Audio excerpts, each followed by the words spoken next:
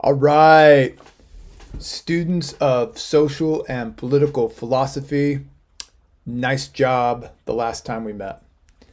However, there's one thing I didn't really feel like we covered in the amount of depth that I really wanted to, which is really simple stuff, kind of what happens on that Canvas website. So I thought I'd shoot this short video. I say short, I don't even know how long it's going to be. That just goes over a couple of things to make sure we know what my intentions were so that when we meet this coming Wednesday, we can just get right down to business. So, this is what things should look like from your end. And, there's the course overview in here. I don't even think there's anything in there. The about the instructor, you can just remember this. It's got a few things about me, but the most important thing that you're going to want to know is the contact information. That's the same information that's on the course syllabus. So that's not really that big a deal. It's a very simplistic web page. I'm running everything off this home page. Student resources. This is stuff from the college, mostly. It kicks you to this modules page. And I'll show you that, how it happens in just a few minutes. But those student resources, those are not from me. Those are from the college. The announcements page. I'm sure you guys have found this by now, right? I'm going to just be making announcements as we go, but they're posted here. I'll probably go through here and maybe delete all my office hour announcements, but I'm gonna leave all the rest of them up. The syllabus we covered pretty well in class, so just keep that in mind. I think this is a nice feature of Canvas, and I think this course summary feature is a pretty nice one too, because it gives you ideas about what assignments are coming up. Keep in mind that in some of your classes, not all the assignments have been installed yet, and keep in mind, even for this class, there's a couple of them here that are not on here yet. They might just pop up. So that's kind of a cool feature. The modules is really what I wanted to talk with you about. When you click on the modules are really kind of designed for asynchronous online courses. You do this module for this week or this module for that week. And it takes you into this setup here. And I still haven't figured out exactly the best way to do all this. But if you look at it, it's got 1, 2, 3, 4, 5, 6. It's got 7 modules here, right? Basically 7 things for you to look at. The term module maybe is a little deceiving. The welcome begin here. It's that same course overview stuff that I just showed you a second ago. The overview and resources for students. This is mostly about how to operate Canvas.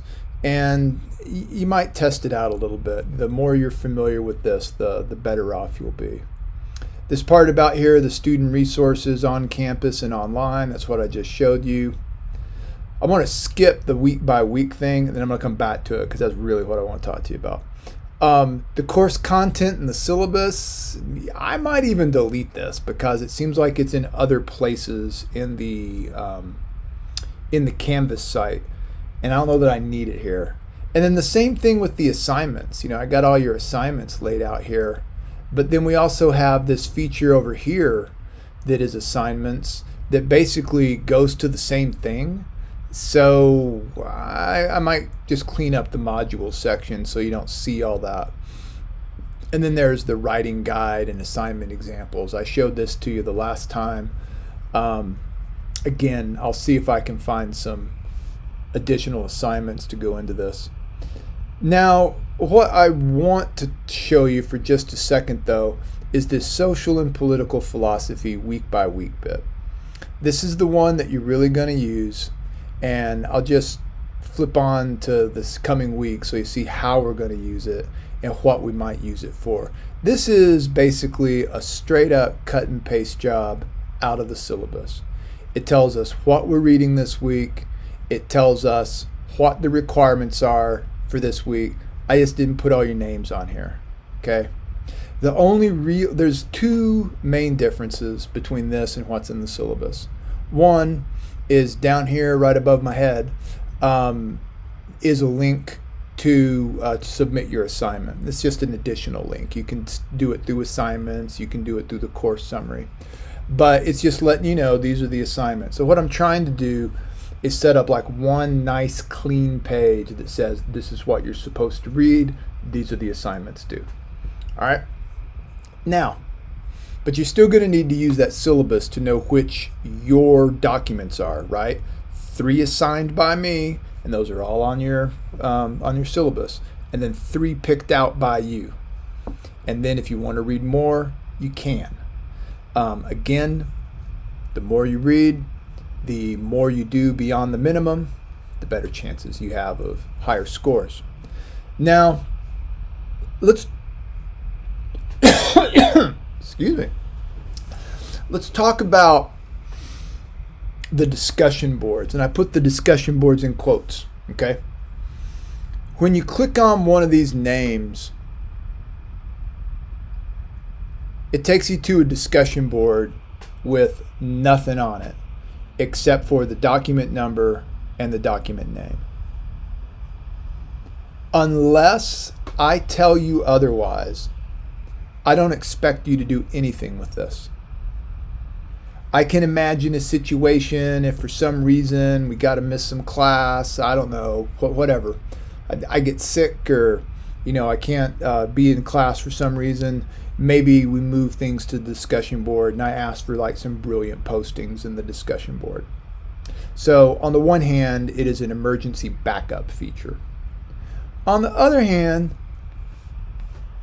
in my fantasy world, it is a lab notebook where students are getting together to talk about Robert Owen on the discussion boards and focusing on that particular document before class begins, so that y'all, I'm going to show you something you don't even need to see. Let me flip this back. So that y'all can knock out some of the basics of the document with each other, especially for folks who were assigned to read the document or people who chose to read the document. You guys can hash out some of the basics with each other so that when you come to class and get asked, so Andrew, tell me about the Charles Darwin piece, you could just get right into it. So it'd be, and if I see that kind of activity on these discussion boards, it is going to be hard for me not to award some form of extra credit for that. It is going to be really difficult for me not to give you some kind of credit for going above and beyond your duties trying to get this conversation moving. So it could be kind of a cool way to keep the conversation going. In the past, I've kind of tried to think about ideas about how to have study groups for this class so that people could study together and think a little bit in a little bit more detail about the documents and about what they might want to do. Now, of course, I don't know what to do other than to encourage you guys to do that. You guys can fire up Zoom yourself and get all together. But here's another way that you could do it. Now, the thing I was showing you and said you might not need to see, I'll show it to you, but I might click it off, okay? The discussions, all the discussions is all these documents, and there's not a better way for me to do it. So actually, after I get done with this video, you're probably never going to see it again because I'm going to hide it from your view. You only really need to be able to access it through the modules, probably.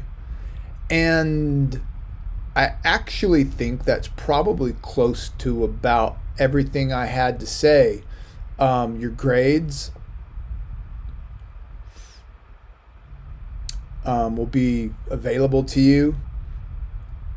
And for those of y'all who don't know how to enter our class next time, you click on Zoom, and here is our Zoom meeting for the classes, and you just join. And if for some reason you want to go back and review the material, you can check out the cloud recordings. I'm hoping to record every class, but let me make this very clear. You're expected to be in this class. You're expected to participate. This is not a I'm just going to watch the video recording type class. All right.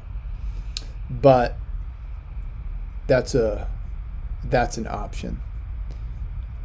And yeah, I think that's what I wanted to show you. There's all these other cool features that you can be messing with, and I'm going to figure out how to make this in-circle PNG thing disappear. Not happy with that.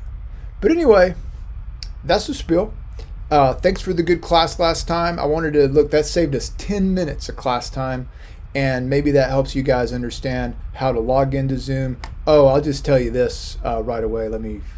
This will save us a little bit of time at the beginning next time anyway. For this coming Wednesday's class, it is 100% on Zoom. Okay? 100% on Zoom. And you are expected to turn on your video feed, and you will be expected to be at some place where you are able to dedicate your time and energy to this class. The format of the class is not going to change from how I've taught the class in the past, in which we will come across whatever document by Montesquieu, and Joe was assigned it, and it's Joe, tell us about the Montesquieu document, and you are going to be expected to be paying attention, to have your video feed on, and to immediately chime in. So you might need a set of headphones maybe if you want to like really have some focus, and you might need to think about the location that you might do this. You can get a fast internet connection on campus, but almost everywhere on campus, unless you're outside, you're going to need to wear a mask. But the problem with doing it at home is that you're not going to be able to do this sitting on the couch in your living room while your two roommates watch TV. That's not the way this class is going to work. So I just want to get that clear. You guys start thinking about where can you go, how can you do it. I won't reach down and get them, but if you don't have a video camera, let me know. I got two sitting right underneath here that's in the junk pile. And recheck out that announcement that I sent out last week about how to get a laptop with LCSC. So that's what I got. See you guys on Wednesday. Enjoy your readings.